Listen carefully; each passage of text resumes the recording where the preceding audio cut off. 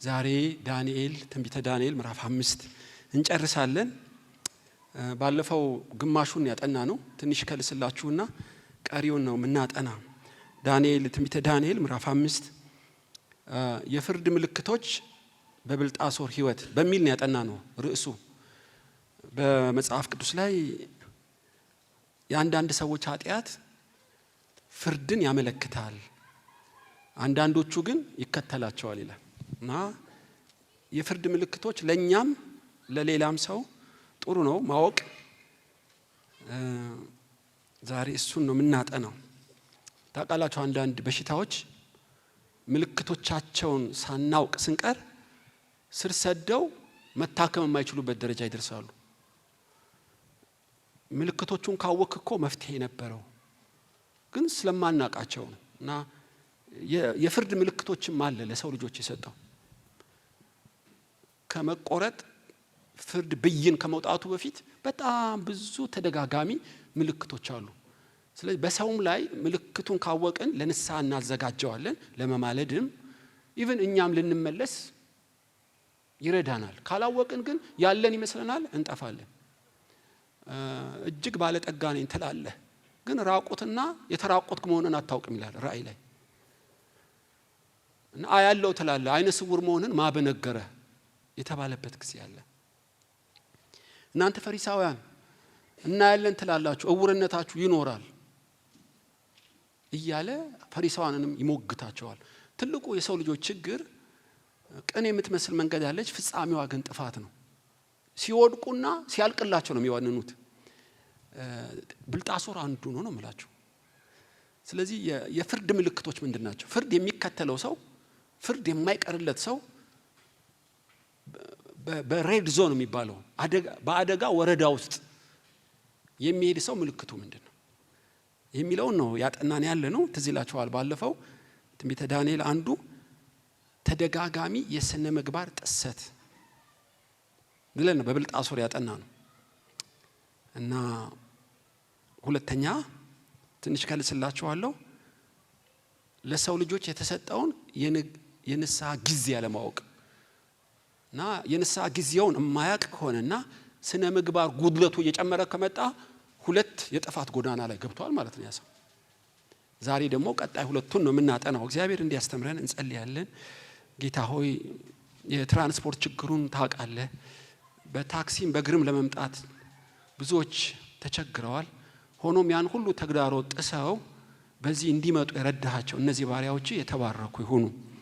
ጌታ ሆይ በምድር ላይ በመጨረሻ ዘመን አለን፣ ቅዱስ ቃልህን እንድትገልጥልን ፍቺውም እንዲብራራልን እንድናውቀው ብቻ ሳይሆን እንድንኖርበት ለሁላችን ምሕረት እንድታበዛልን በኢየሱስ ስም እንለምናለን።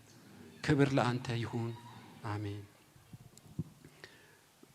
ብልጣሶር ማለት ቤል ጣዖት ማለት ነው።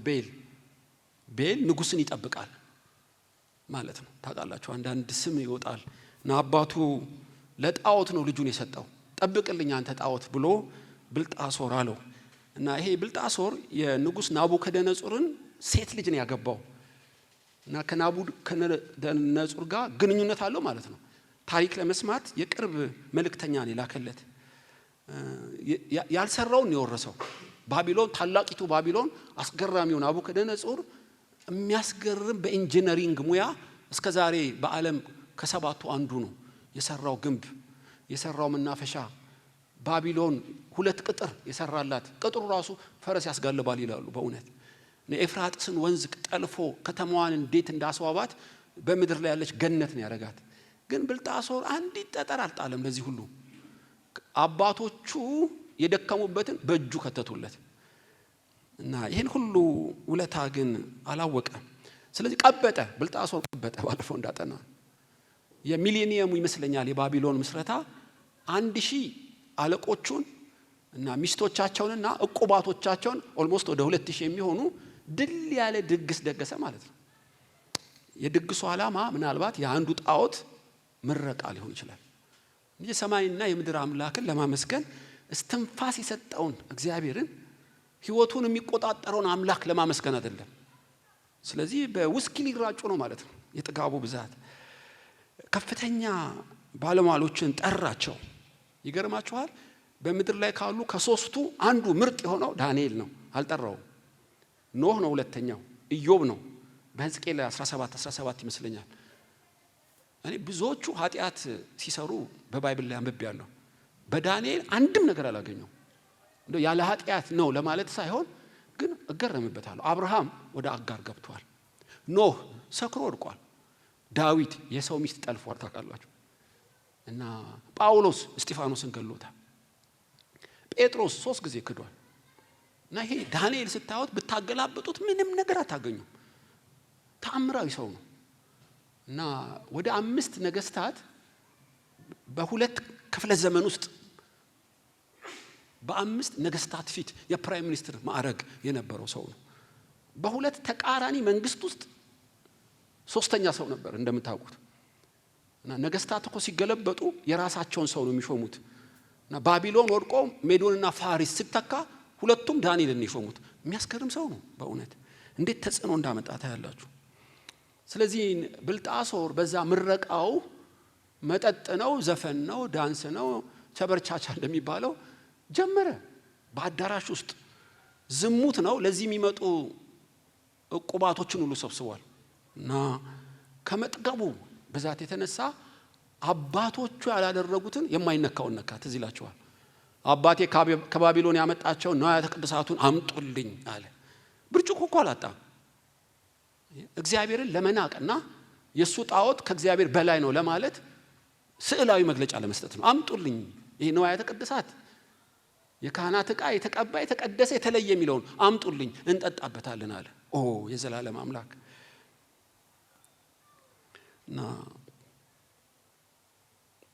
በአሁኑ ዘመን ጠገበ ይባላል። እና ማላገጥ ጀመረ በአምላክ ላይ። ችግር አባቱ እኮ ብዙ ሰው በሳት ጠብሷል።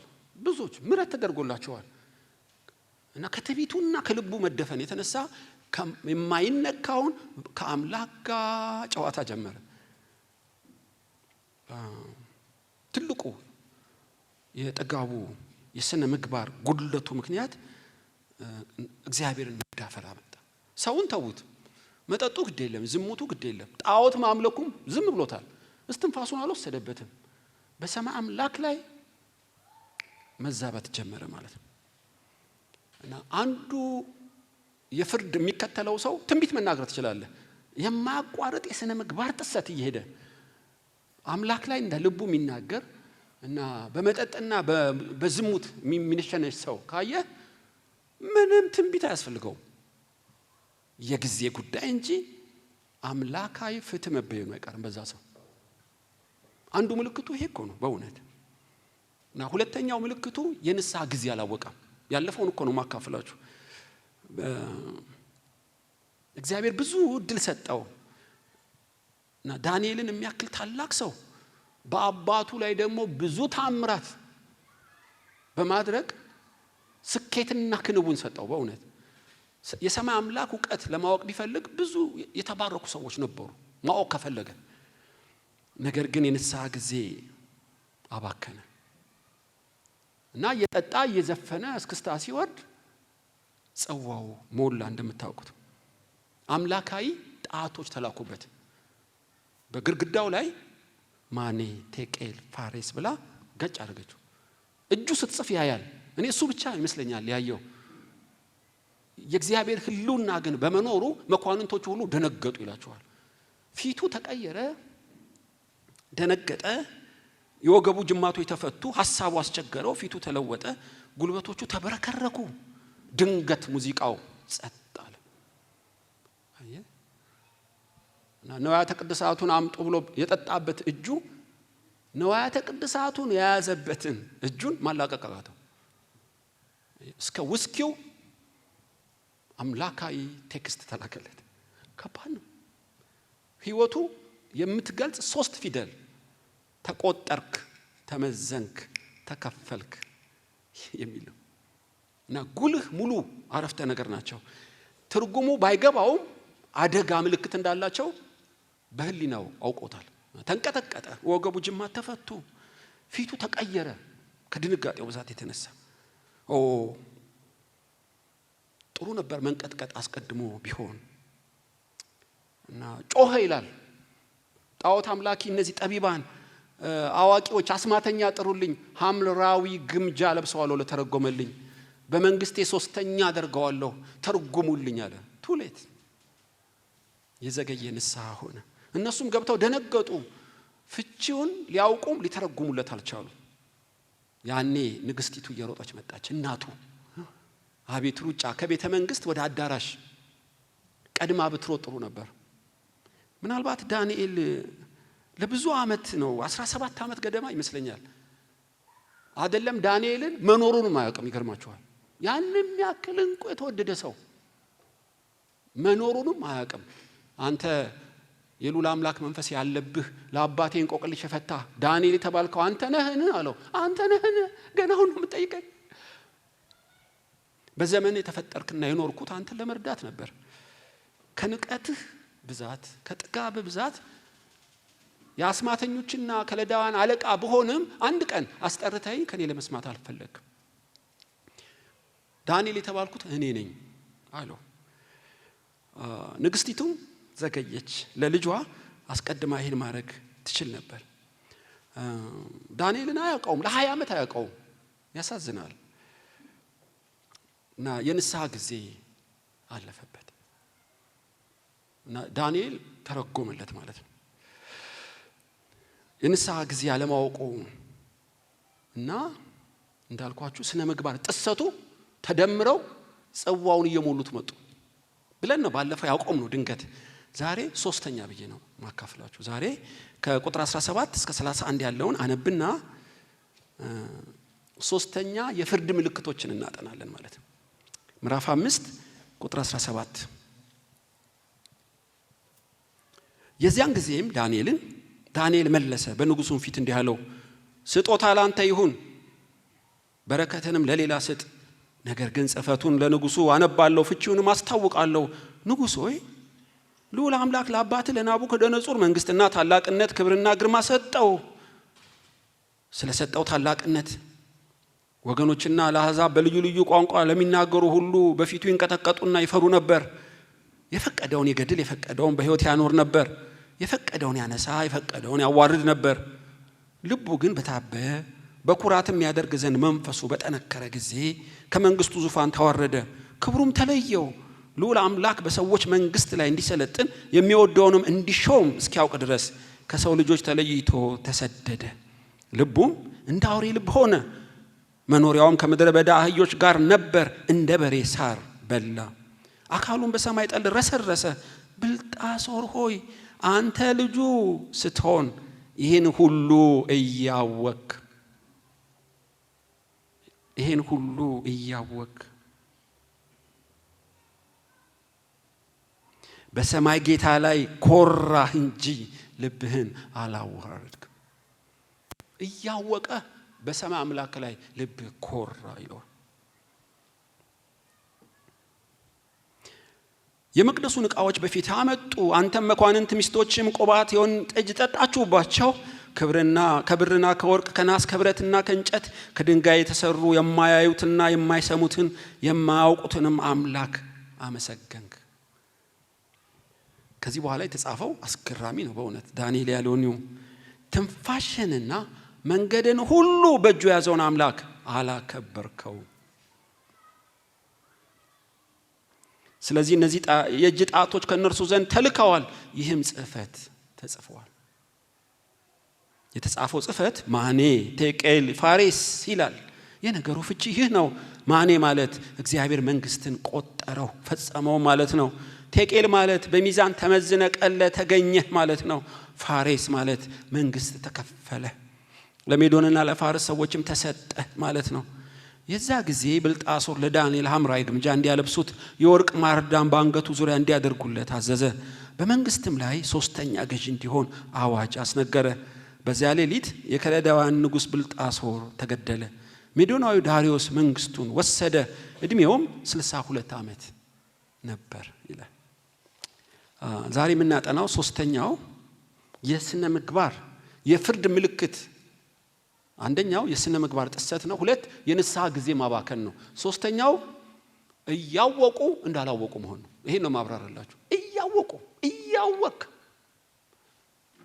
እያወቅ ሉቃስ 12:47 ላይ ማድረግ የሚገባውን ሳያቅ ማድረግ የማይገባውን ያደረገ ጥቂት ይከረፋል። ማድረግ የሚገባውን አውቆ ማድረግ የማይገባውን ያደረገ ብዙ ይገረፋል ኢየሱስ ብሏል። እና የምትጠየቀው በተሰጠ ልክ ነው ማለት ነው። ብዙ ከተሰጠው ብዙ ይጠበቅበታል ማለት ነው። እና ምንድነው ያወቀው ናቡከደነጾር? ይሄ ብልጣሶር ምዕራፍ 5 ቁጥር 22 ላይ ይሄን ሁሉ የቱን ሁሉ የእግዚአብሔር ነገር በገንዘብ እንደማይቀየር እያወቅ ምን ማለት ነው? ህልሙን ተርጉምልኝ። በአንገት ላይ ወርቅና ማድጋ ደግሞ በመንግስቴ ሶስተኛ አረጋለሁ። የእግዚአብሔር ነገር በወርቅና በብር በልብስ ይቀየራል እንዴ? ዳንኤል በ80 ዓመቱ አይደለም በ12 ዓመቱ አይነኬ ነው በዚህ ጉዳይ። የማይለወጠውን በሚለወጠው የሚጠፋውን የማይጠፋውን በሚጠፋው ብርና ወርቅ ሊቀይረው ፈለገ። የሰማይ አምላክ የጣትን ጽሑፍ እንደ ጣዖታት በገንዘብና በክብር ሊገዛና ሊሸጥ ፈለገ። እያወቀ የእግዚአብሔር ነገር በገንዘብ አይሸጥም፣ በገንዘብ አይለወጥም። ታውቃላችሁ። ብልጣሶር ግን ሞከረ።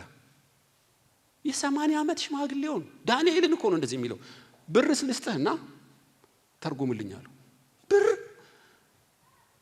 ብሩን ለሌላ ስጠው፣ ስልጣኑንም ላንተ ይሁንልህ፣ እተረጉምልሃለሁ አሉ። እንደዚህ በማለት ብቻ አልፈ እንደተሰጠ ልነግር ፈልጋለሁ አሉ። ስጦታና በረከትህን ለሌላ ስጥ።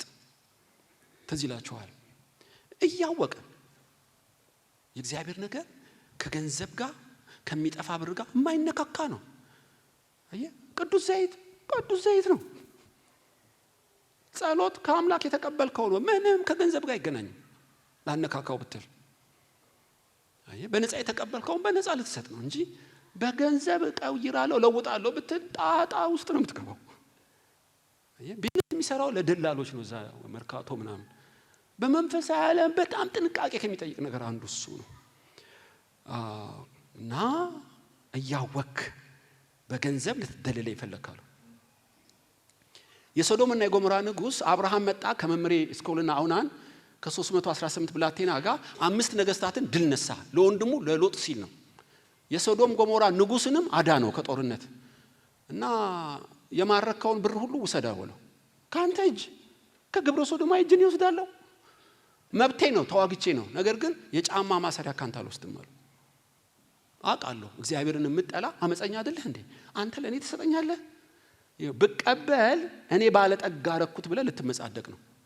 እጆቼን ወደ ሰማይ አምላክ ዘርግቻለሁ። መምሬና እስኮላውናን ከፈለጉ ይሰዱ። የጫማ ማሰሪያ ካንተ እጅ አልቀበልም። ለምን? አመፀኛ ነህ። ያውቀዋል። ኢዮሮብዓም ትዝ ይላችኋል። የሰለሞን መንግስት የከፈለው የሰሜኑ መንግስት ንጉስ ነው። እና አንድ ነቢይ ከይሁዳ መጥቶ ኢዮሮብዓም ጣዖት ስላመለክ እግዚአብሔር እንዲህ ያደርግብሃል፣ መሰዊያው ይሰነጠቃል፣ አመዱ እጁን ዘረጋ። ያዙት ብሎ እጁ ደረቀች። አንደኛ ነገሥት 13 የእግዚአብሔር ሰው እጄ ደረቀች እባክህ ለምንልኝ ሲለምንለት እጁ ተመለሰች። ይሄን ሁሉ ተአምር አሳየው። ምን እንዳለ ታውቃላችሁ? ወደ ቤቴ ናግባና በረከት ልስጥህ አለው። እግዚአብሔር ትንቢታዊ ቃል የላከልህ እኔን በገንዘብ ልትደልለኝ ነው? ያስገርማል። ኢዮሮብዓም አልፎ ተሰጥቷል ማለት ነው። አየ በቅንነት በመንፈስ ቅዱስ በመነዳት ቸርነት የሚያደርጉ እኮ ብዙ አሉ።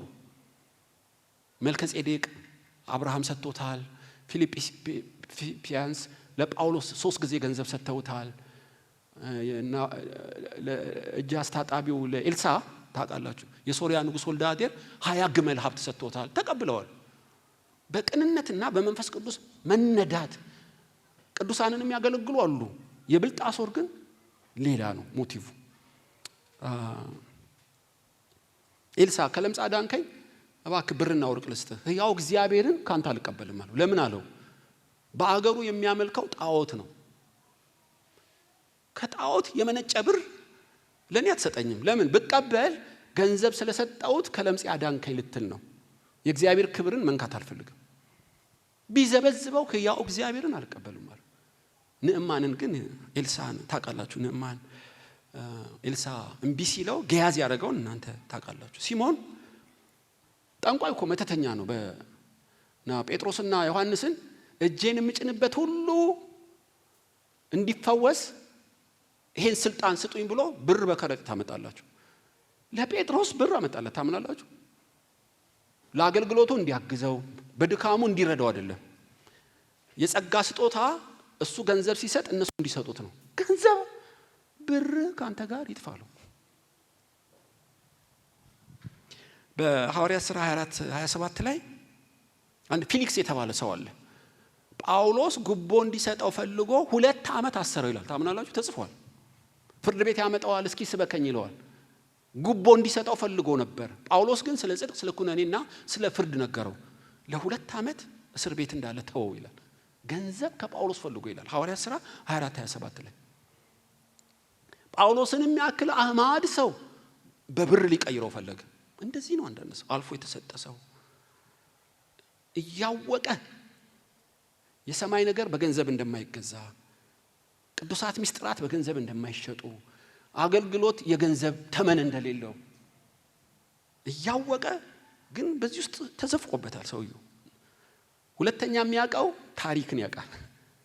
እያወቅ የሚለው አንዱ በአባትህ በናቡከደነጾር አያቱ ነው በርግጥ እና በአባትህ እግዚአብሔርን በሚወደው እንደሚያነክስና እንደሚሽር እንድታውቅ አባት ላይ የተፈጸመው ታሪክ ግልጥ ነው። ታውቀዋለህ። ያገባሃት ልጁን አይደል? ሲታበይ እንደ በሬ ሳር በላ እና እግዚአብሔር ብቻ አምላክ ሉዓላዊ መሆኑን ሲያውቅ ልቡን መለሰለት። ይሄንን ድንቅ ታሪክ እያወቅ ደገምከው ነው። ከአባት ተምረህ ልብህ ገር መሆን ነበረበት። በእውነት ያለፈው በህይወት ያለፈው ታሪክ ብቻ ባይብል ባታቅ፣ እኔ ዳንኤልን ባታቅ በቤት የተፈጸመው ታሪክ በቂ ነበር። ታሪክን አባከንክ። በጆሮ የሰማሁን አባከንክ። በአባቶች የተደገመውን ታሪክ አባከንከው። ነገር ግን እያወክ ታሪክን እያወክን የሸመጠጥከው ልቡ ሲታበይ አባትህ እግዚአብሔር ከመንግስቱ ሲያሳድደው ልዑል ለሚወደው ስልጣን እንደሚሰጥና እንደሚሸጥ እያወክ ይለዋል። የሚገርም ነው። ባታውቅ ጥሩ ነበር። እያወክ ከታሪክ የተማረ ሰው ሐዋርያት ሥራ 5:36 ላይ ገማልያ ነው። እጅግ የከበረ ሰው ይላል። ሐዋርያቱን ይዘው ሊገሏቸው ሲሉት ይላቸዋል። ገማልያ ሐዋርያቱን አወጣና ለፈሪሳውያን በዛ ላሉ ለሸንጎ አባላት ስለ ታሪክ እንገራችሁ።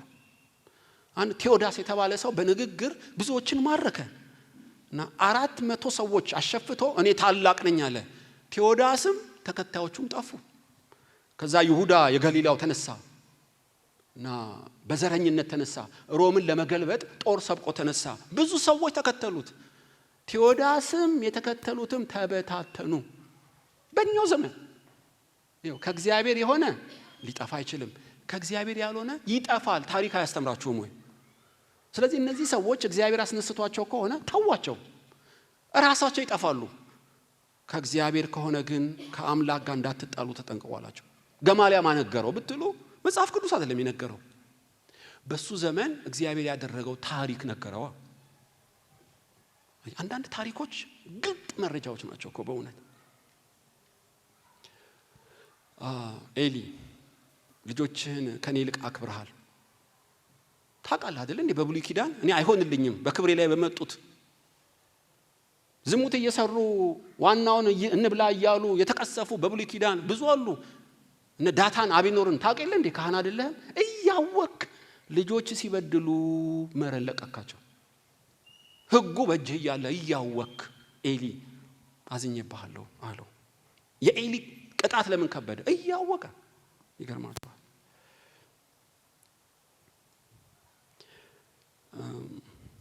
ብልጣሶር እያወክ ያለው ምኑን ነው? አንዱ ያወቀው የእግዚአብሔር ነገር በገንዘብ እንደማይሸጥ። ሁለተኛ ያወቀውስ ሁለተኛ ታሪክ ሚዛን ላይ ተቀመጠ። ከፍርድ በፊት እኮ አሁን ዳኛ ፊት እኔና ምንም ያልተማረ ሰው እኩል ኃጢአት ብንሰራ እኩል አይፈረድብንም። አንተ ስንተኛ ክፍል ተምረሃል? ዩኒቨርሲቲ ጨርሻለሁ። አንተስ? አረን ያልተማርኩም። ለዛኛው ይቀልለታል። ብዙ ላወቀ ብዙ ይጠየቃል ማለት ነው። ታውቃላችሁ። ታሪክን አባከነ።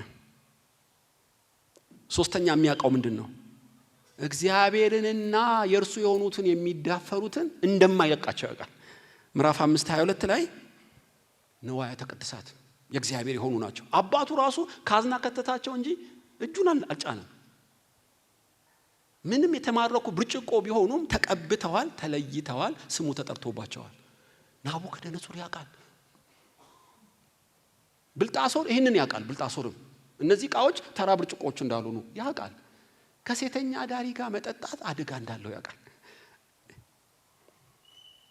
የእግዚአብሔር የሆኑትንና የእግዚአብሔርን አገልጋዮች መናቅ ከጀመረ አደጋ ውስጥ ነው። እያወቀ ያው ከብርና ከወርቅ ከናስ ከብረትና ከእንጨት ከድንጋይ የተሰሩትን የማያዩትን የማይሰሙትን የማያውቁትን አመሰገንክ። እያወቅ ሕያው አምላክ ታላቅ አምላክ መሆኑን እያወቅ የማይሰሙ የማይለሙትን የእንጨትና የብረት የድንጋይ ጣዖታትን አመሰገንካቸው። እንዲያውም ትንፋሽና መንገድን ሁሉ በእጁ ያዘውን አምላክህን አላከበርከው። ታውቀዋለህ፣ አላከበርከው። ትንፋሽ የምትተነፍሰው እጅ እኮ በሱ እጅ ነው። መንገድ ሁሉ በእግዚአብሔር እጅ ነው። ግን አላመሰገንከውም፣ አላከበርከው። ዳንኤል እንዴት ነው? ትርጉሙ በጣም ከባድ ነው በእውነት። በተገላቢጦሽ የራሱን ህይወት ቅኝት ማየት ትችላላችሁ በዚህ ውስጥ። እሺ የፍርድ ምልክቶች ምንድነው? በፍርድ ውስጥ የሚሄድ ሰው አደጋ ዞን ውስጥ ያለ ሰው ምልክቱ ምንድነው? ተደጋጋሚ የሥነ ምግባር ጥሰት ካረገ፣ የንስሐ ጊዜውን ካባከነ፣ እያወቀ እንዳላወቀ መሆኑ እያወቀ። ኦዚያንም ወደ ቤተ መቅደስ ገባ። ኧረ እባክህ ላንተ አይሆንም፣ ይሄ ቦታ የካህናት እንጂ የንጉስ ቦታ አይደለም፣ እባክህ 85 ካህናት ሰደባቸው። እያወቀ ነው። የጥጋቡና የልቡ ትዕቢት በዛ ሰዓት አምላካዊ ፍርድ መጣበት። በጣቱ ጠቅ አረገው፣ ሄደ። በለምጽ ተመቶ ታውቃላችሁ። እስከዛ ምንም እኮ አላረገውም።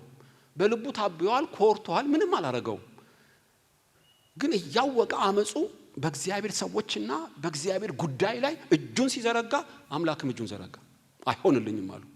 መስመር አልፋሃል አሉ ኦዚያን። ስለዚህ ዳንኤል ምን ይለዋል? ስለዚህ ይለዋል። ስለየቱ? ስለዚህ ሁሉ ዝርዝር ነገር ከአምላክ ታዞብህ አምላካዊ ጣት ደብዳቤ ጻፈችልህ በግድግዳ ላይ። ስለዚህ የአምላክ ጣት ድምፅ የሌላት በድሮን በሚሳኤል ማትመታት ቴክስት ላከልህ በአሁኑ ቋንቋ። መግቢያው ራሱ ያስፈራቸዋል በእውነት አይደለም ትርጉሙ።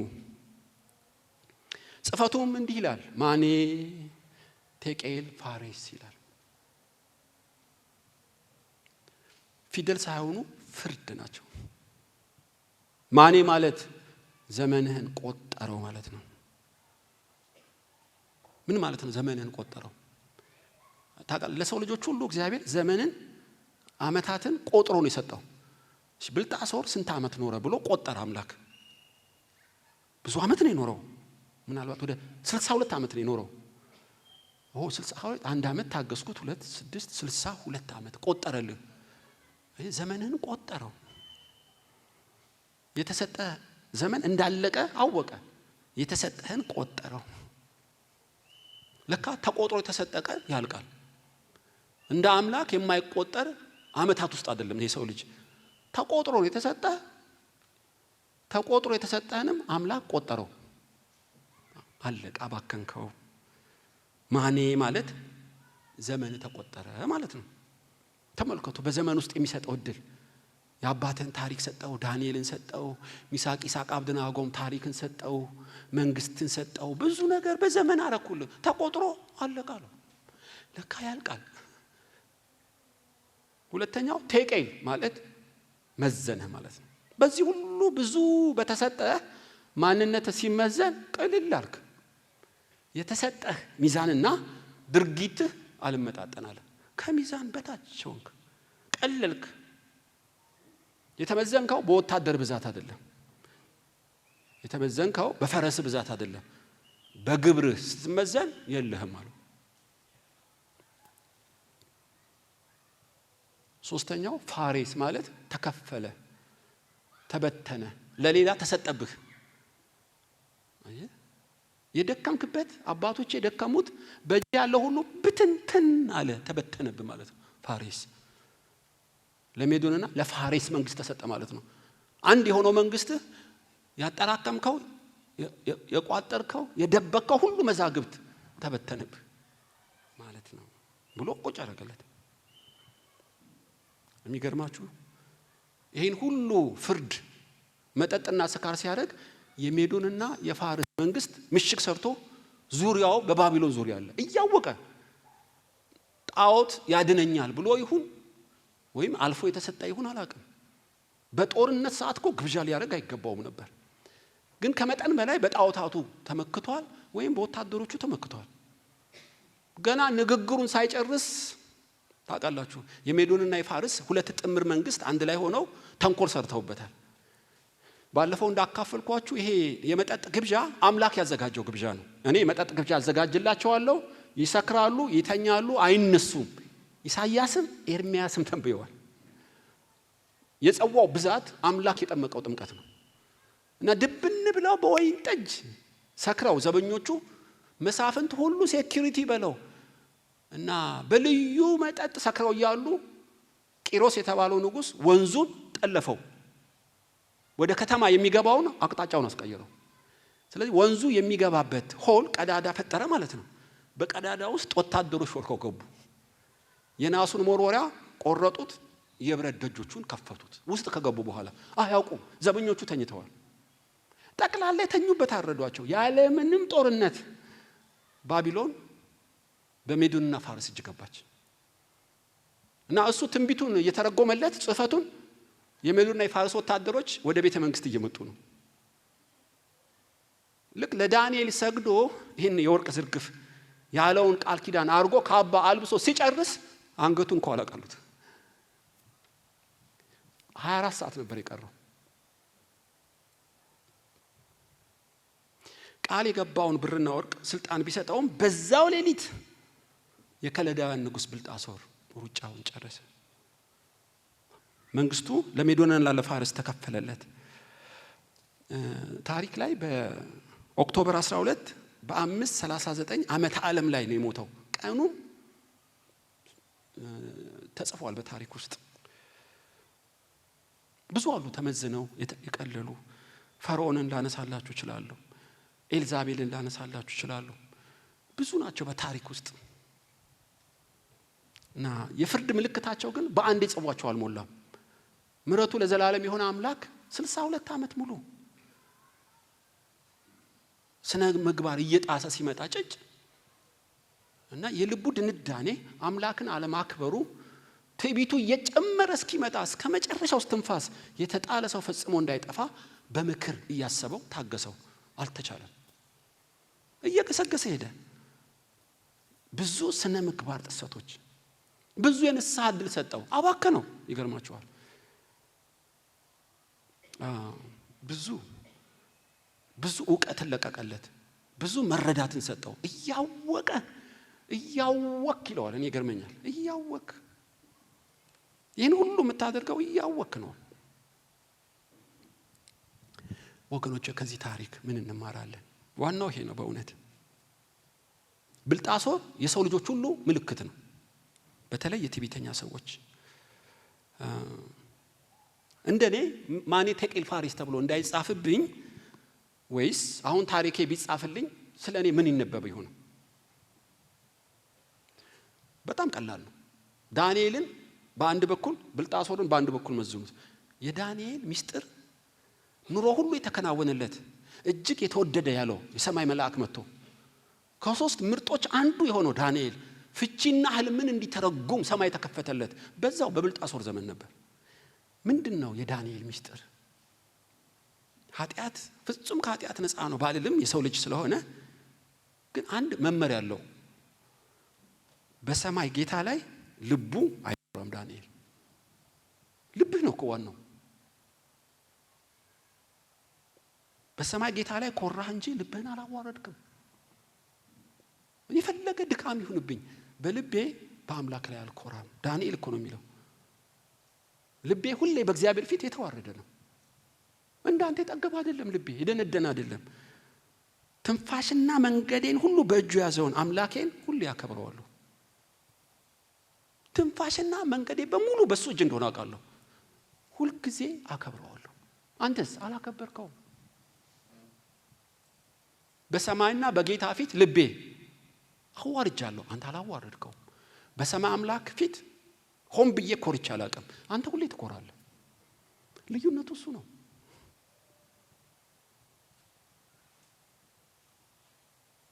በሰማይ ጌታ ላይ ሳያልፍብህ ሳትኮራ ስታከብረው ነበረ እድሜህ የሚረዝመው ፍጻሜህ የሚያምርልህ። ጊዜ ተቆጥሮ የተሰጠህ ለምንድን ነው ጥያቄው።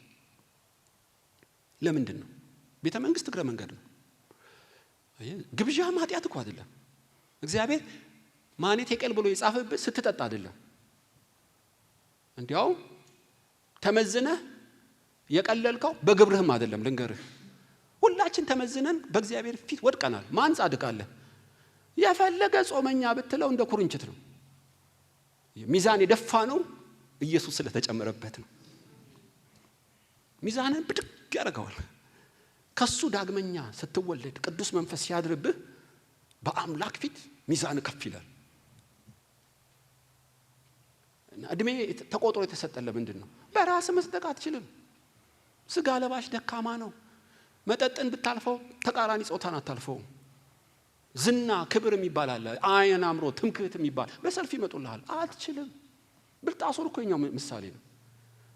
የፈለገ ታሪክ ይሰጥህ፣ የፈለገ ዘመን ይሰጥህ፣ ንስሐ ገብተህ ኢየሱስን ካልተቀበልክ ከሚዛን በታች ወድቀሃል።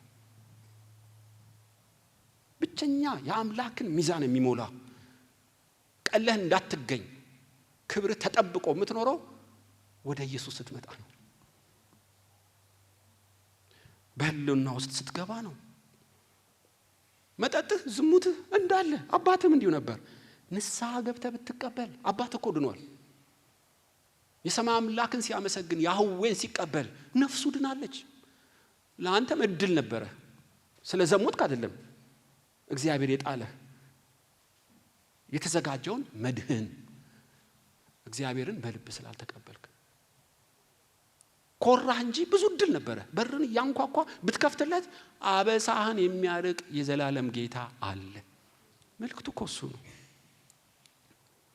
ሳትኮራ ሁሌ ኢየሱስን ተቀበል ስትባል እየኮራ ልብህ እየጠነከረ አረ ስራና ግብርህ አያድንህም በሰማይ አምላክ ፊት ስትባል ላስብበት እያልክ እስከ መቼ ነው? በደጅ ቆሜ አንኳኳለሁ ማንም ድምጹን ቢከፍትልኝ ወደሱ ገባለሁ እንደተባለ ወደ ቤት ሊገባ ስንት ዘመን አንኳኳለህ። ዘመን የተሰጠህ ንስሐ እንድትገባ ነው። ትዝ ይላችኋል ዮሐንስ ከሚመጣው ቁጣ ታመልጡ ዘንድ ንስሐ ግቡ፣ የእግዚአብሔር መንግስት ቀርባለችና ንስሐ ግቡ፣ ዘመኑ ተፈጸመ ይል ነበር ኢየሱስ። ንስሐ አባቱ ሹልክ ብሎ ወጣ። ናቡከደነጾር እኮ እስራኤልን አፈር ድሜ ከተተ ሰው ነው። መቅደሱ ላይ በፈረስ ነው የጋለበበት። እነ ሴዴቅያስን አይናቸውን ነው በብረት ያወጣው። ጠቅላላ የህዝብን አንቀጥቅጦ አባትህ የፈለገውን ይገድል የፈለገውን ያድን ነበር። የፈለገውን እሳት ውስጥ ጨምረዋል፣ የፈለገውን ያሰግደዋል። ይገርማችኋል። ሆኖም ንስሐ ሲገባ ማረው። ምሕረቱ ለዘላለም ነው። ብልጣሶር አንድ ነገር ተሸወርክ። ንስሐ ልብህ እየጠነከረ መጣ። እንደ አባትህ ገር አልሆንክም። እንደ አባትህ እግዚአብሔርን አላከበርክም። ወገኖች ሆይ ዘመን ለምን ይሰጠናል ተቆጥሮ? በክርስቶስ አምነን እንድናመልጥ ነው። ዮሐንስ 3:16 እግዚአብሔር አንድያ ልጁን ላከ፣ በእርሱ የሚያምን አይፈረድበትም፣ የማያምን ገና ድሮ ተፈርዶበታል። አየህ፣ እንዳይፈረድብህ በኢየሱስ እንድታምን ስንት ዘመን ስንት ስብከት።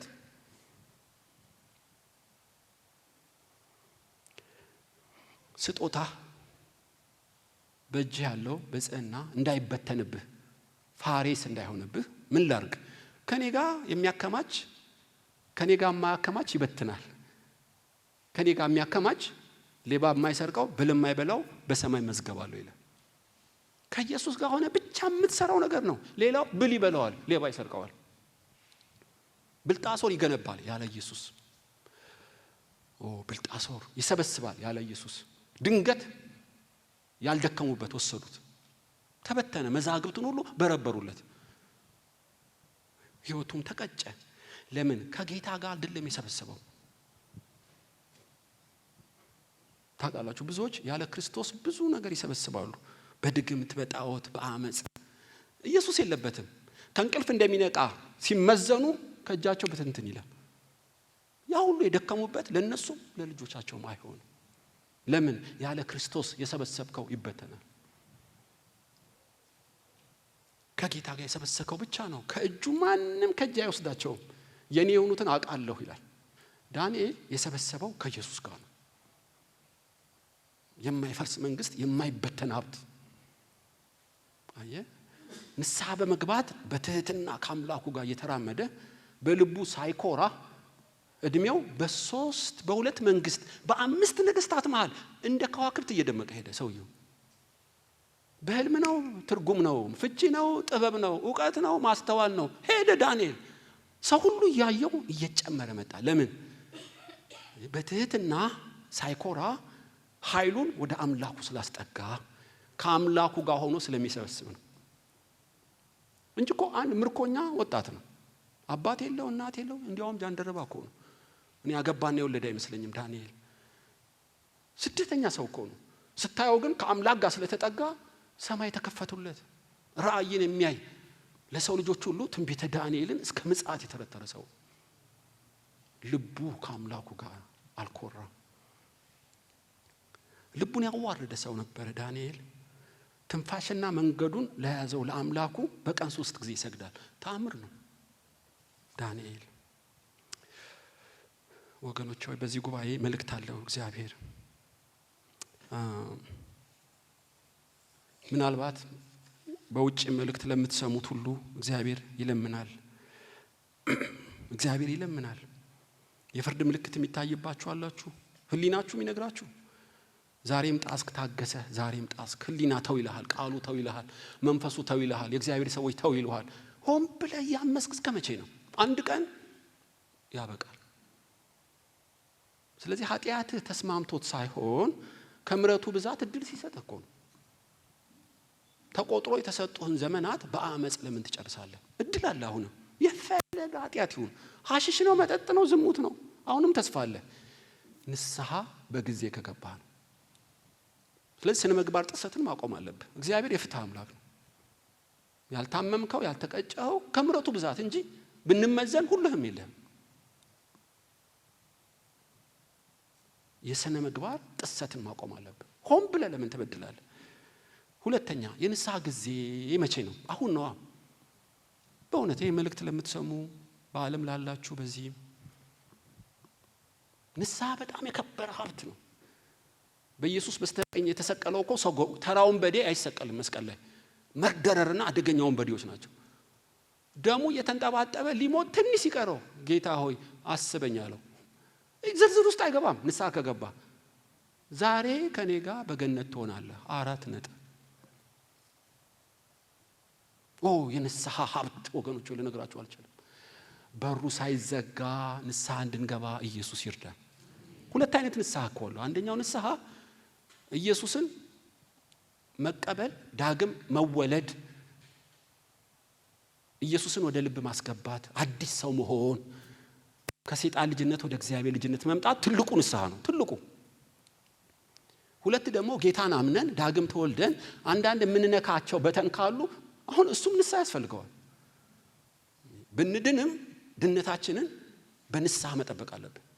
እኛም ከሲኦል ጥፋት ከሰይጣን ቢያድነንም አንዳንድ ጥሰቶች እያወቅን ማድረግ የለብንም።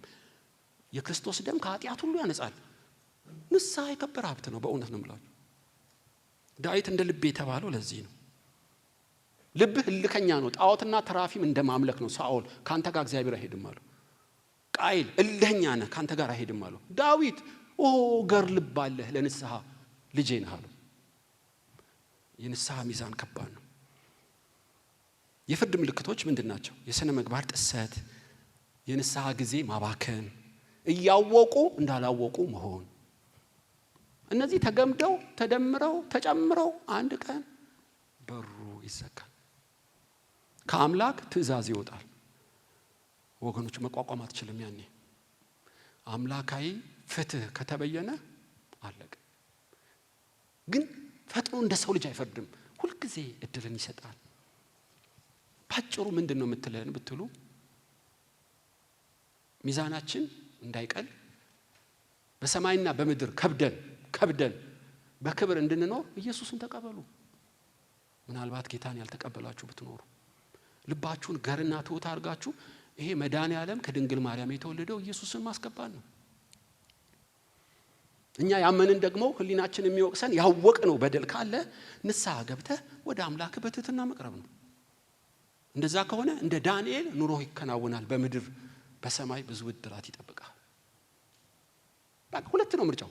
ወይ እንደ ዳንኤል እየተባረክ ትሄዳለህ፣ ወይ እንደ ብልጣሶር ለፍርድ ትዘጋጃለህ። ሶስተኛ ምርጫ የለም። የዳንኤል ቀጭንና ጠባብ ብትሆንም አዋጭ ነች ታውቃላችሁ።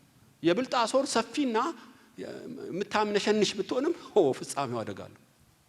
ቀጭኑ መንገድ መምረጥ ነው በክርስቶስ በማመን።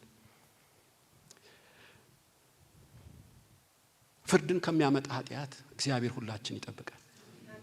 ብላችሁ ላወያችሁ የነበረውን ፍርድን የሚያሳዩ 3 ምልክቶች ምንድናቸው?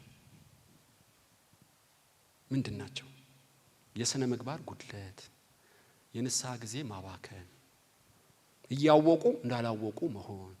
እነዚህ ናቸው። እነዚህ ምልክቶች ስታይ ምን ማድረግ አለብህ?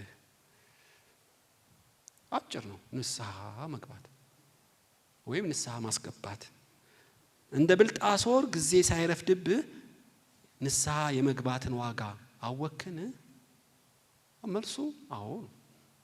ይሄን ነበር እንድትወያዩ ያረኩት። ኤኒዌይ በዚች በቀረችን ጥቂት ደቂቃ ጥሪ ያቀርባለሁ። በእውነት በፈለገ ኃጢአት ውስጥ ሁን፣ ቀኑ ሳይመሽ ጊዜው ሳያልፍ ንስሐ እንድትገባ የሚለምን ሰው አለ ማለት ነው። እና ወደ ኋላ ቀርታችሁ ብታናግሩን እንዴት ንስሐ እንደምትገቡ በጽድቅ መንገድ ስር እንዴት እንደምትሰዱ እኛ እናስተምራችኋለን። አብረን አነጋግሩን። ካህናቶች ወንጌላዊ አለች በሌቲ። ሌሎቻችን ግን እየፈራ ነው እየወደድ ነው በትህትና ያለ ኩራት ለእግዚአብሔር እየተገዛን እንድንኖር እግዚአብሔር ይርዳን።